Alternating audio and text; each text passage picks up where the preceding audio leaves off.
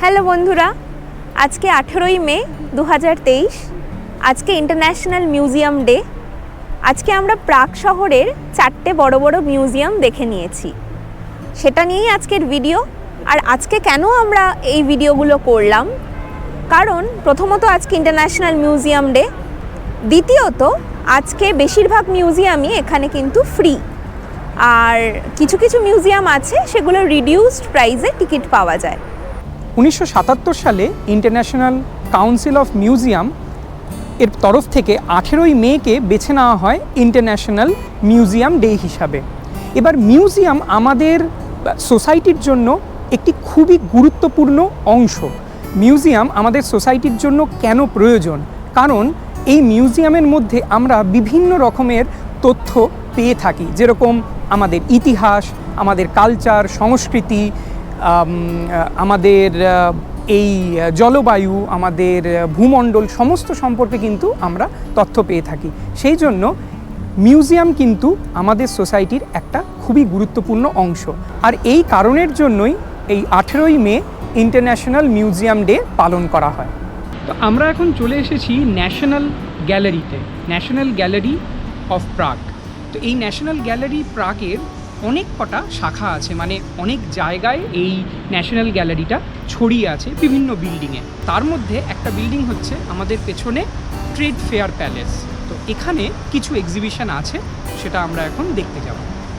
18th সেঞ্চুরির শেষের দিকে নির্মাণ করা এই ন্যাশনাল গ্যালারি চেক রিপাবলিকের বৃহত্তম আর্ট কালেকশন। এখানে চেক রিপাবলিক এবং আরও অন্যান্য দেশের আর্টিস্টদের বিখ্যাত ছবি এবং স্কাল্পচার আপনারা দেখতে পাবেন।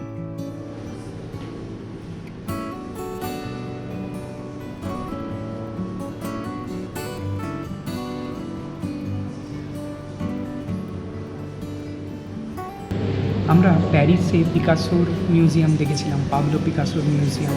তো সেই পাবলো পিকাসো বিখ্যাত পেইন্টার, তার একটা ছবি দেখতে পাচ্ছি এখানে, সেলফ পোর্ট্রেট। এটা ওনার সেলফ পোর্ট্রেট।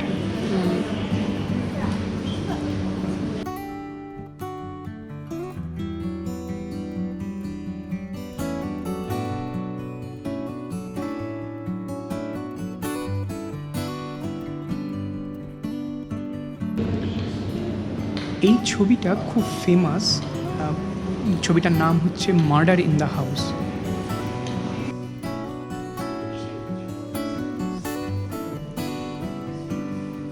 আমরা এসেছিলাম ট্রেড ফেয়ার প্যালেসে। এখানে এমনি দিনে এন্ট্রি ফি 250 চেক ক্রাউন্স বা প্রায় 1000 টাকার মতো। আমরা কিন্তু এই মিউজিয়াম ফ্রিতেই দেখেছিলাম।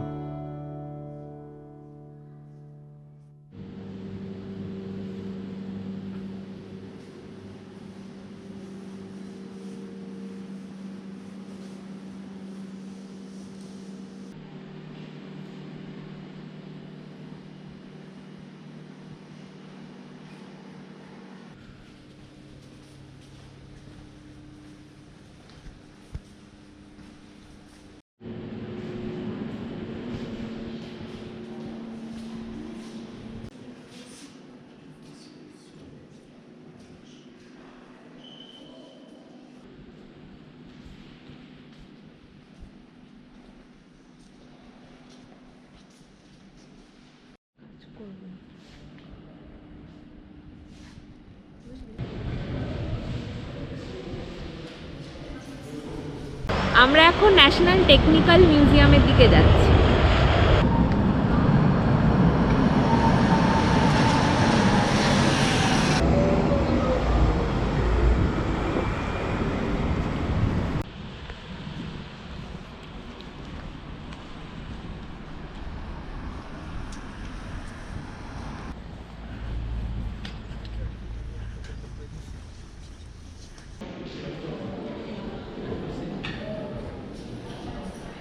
ভীষণ ভালো লাগলো ন্যাশনাল টেকনিক্যাল মিউজিয়াম। কি ছিল না, সে ঘড়ি থেকে শুরু করে ক্যামেরা, ফোন, রেডিও, বিভিন্ন রকমের গাড়ি, সাইকেল, মানে কত কিছু যে আছে, মানে যেখানেই টেকনোলজির ব্যবহার সেখানের সমস্ত জিনিসপত্র একদম শুরুর থেকে 1800 শতকের থেকে এখনো পর্যন্ত পর্যন্ত এই বিংশ শতক, তারপরে একবিংশ শতকেও যা যা জিনিসপত্র আছে সেগুলো আমরা দেখলাম। ভীষণ ভালো লাগলো, মানে বিশাল বড়, টোটাল 6টা ফ্লোর আছে, আন্ডারগ্রাউন্ডেও কিছু আছে এবং ভীষণ সুন্দর সুন্দর এক্সিবিশন রয়েছে, বেশিরভাগই পার্মানেন্ট এক্সিবিশন। একটা বড় লার্জ এক্সিবিশন দেখলাম, ওটা খুব ভালো লাগলো। কিছু টেম্পোরারি এক্সিবিশনও আছে, সব মিলিয়ে ভীষণ ভালো লেগেছে এই মিউজিয়ামটা। বলতে পারেন ন্যাশনাল মিউজিয়ামে আমরা যে গিয়েছিলাম কিছুদিন আগে, সেটার মতনই অনেকটা, মানে হয়তো তার থেকেও বেশি ভালো লেগেছে আমার। তো এই যে ন্যাশনাল টেকনিক্যাল মিউজিয়াম যেটা আমরা দেখলাম, তার টিকিট প্রাইস হচ্ছে 280 ক্রাউনস, মানে 12 ইউরোর আশেপাশে, একটু বেশি কম হবে। কিন্তু আজকে যেহেতু ইন্টারন্যাশনাল মিউজিয়াম ডে, সেই জন্য আমাদের এই টিকিট প্রাইসটা পড়লো 80 ক্রাউনস পার হেড। তো এখন আমরা চললাম চেক মিউজিয়াম অফ মিউজিক দেখতে।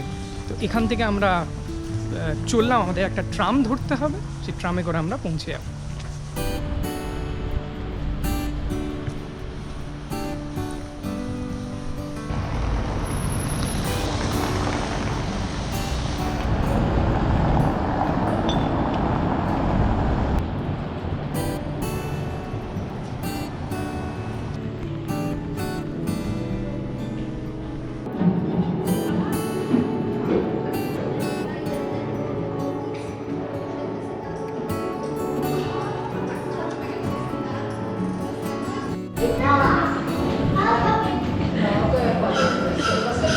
কেমন কেমন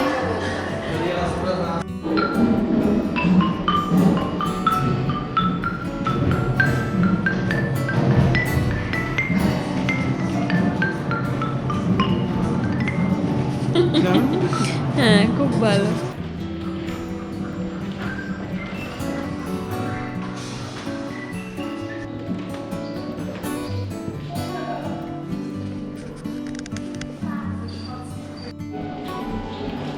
কি শোনা যাচ্ছে হাঞ্জরি? ব্যাঙের আওয়াজ। তিমি মাছ।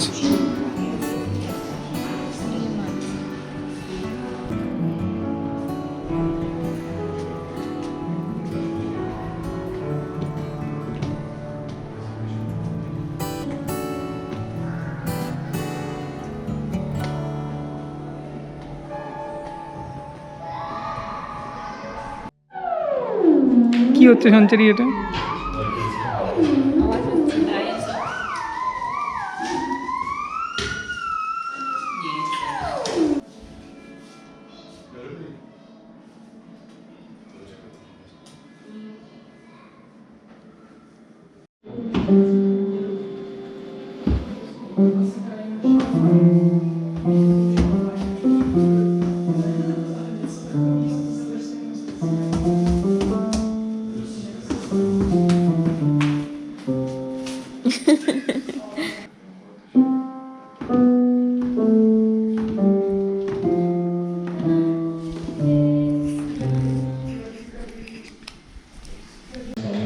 Let's play the old man. বাজিয়ে দেখ তো।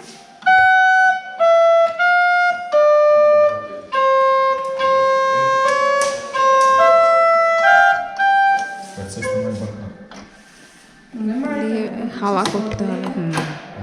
না না, এইটা দিয়ে হাওয়া করতে হবে। এরকম করে এবার কর, হারমোনিয়ামের মতো।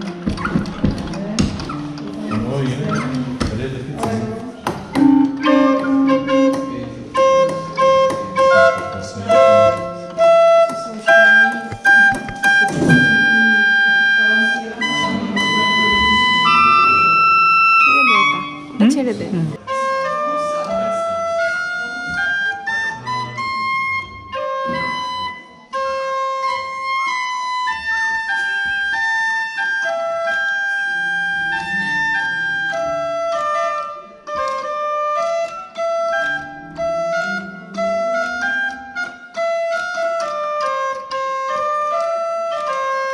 বাহ, দারুণ।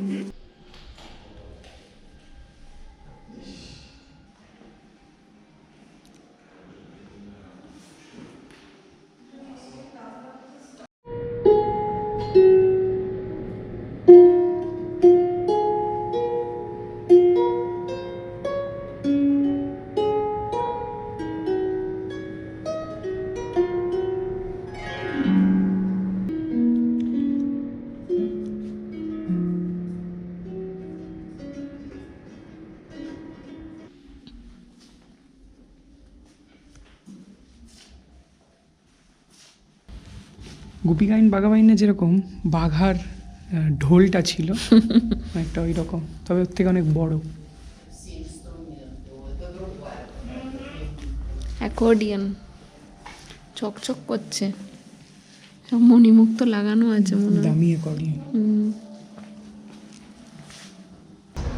মিউজিয়াম অফ মিউজিক দেখে বেরোলাম, বেশ অন্যরকম এক্সপিরিয়েন্স হলো, কেননা এত ইনস্ট্রুমেন্ট দেখতে পেলাম চোখের সামনে, আর তার হিস্ট্রিগুলোও জানলাম, তার সাথে সাথে কিছুটা বাজানোরও একটা সুযোগ ছিল।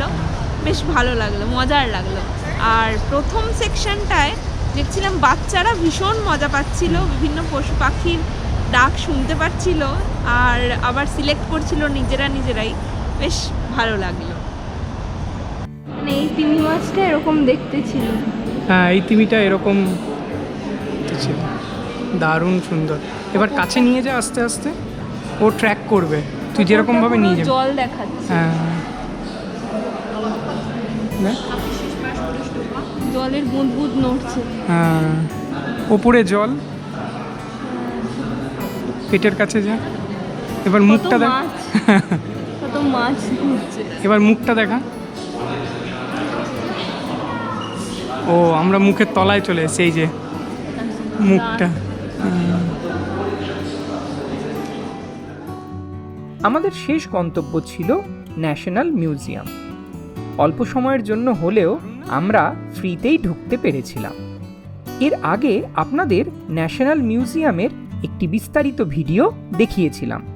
আপনারা যদি মিস করে গিয়ে থাকেন তাহলে কিন্তু অবশ্যই দেখে নিতে পারেন।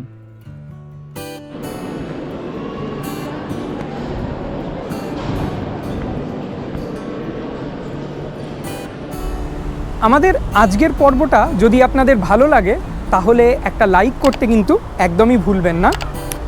আর আমাদের পরবর্তী ভিডিওগুলো দেখার জন্য আমাদের চ্যানেলটা সাবস্ক্রাইব করে ফেলুন। পরবর্তী পর্বে আবার অন্য কোনো একটা জায়গায় দেখা হবে। ভালো থাকবেন সবাই, টাটা। পর্বটা শেষ করার আগে একটা ফান ফ্যাক্ট না বললেই নয়।